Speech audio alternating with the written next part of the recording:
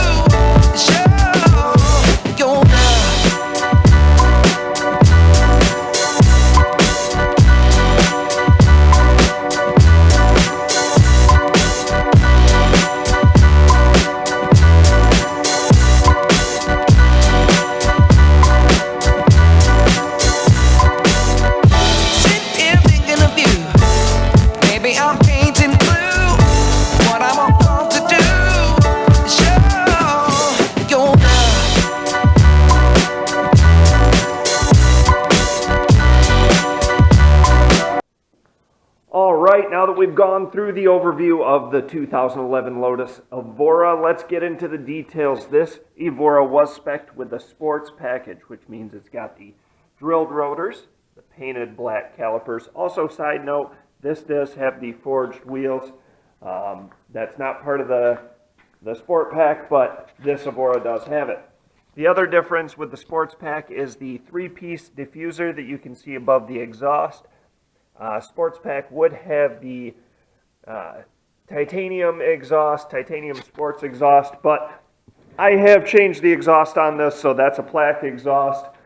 Now let's get onto the inside of the vehicle and discuss the options. And as you saw from the video earlier, this Evora did not come spec'd with the comfort package, which would be cruise control, heated seats, so it doesn't have that, and then also no center armrest. This is the 2+0, so there are no back seats in here. Not that they do you a whole lot of good anyway. And then also the last thing we're going to touch base on is that this Evora does not have the tech package, which would have the double DIN radio. This was an aftermarket Kenwood DDX416BT. And then as you saw in the video, I did change the splash image on the startup, so it does look a little bit more OEM when it boots up. So it is a 6-speed manual transmission with 6,036 miles. Sorry, the glare on that's probably pretty bad. There we go. 6,036 miles on it. So anyway, guys, that is about it for my 2011 Lotus Evora. And just figured I'd kind of give an overview of it, let you guys see it, and anyway, that's it. Thumbs up, subscribe for more Lotus content. I got a few more modifications coming to the car, alterations, not really mods quite yet, but anyway, that's it, and then stay tuned, and we'll catch you guys.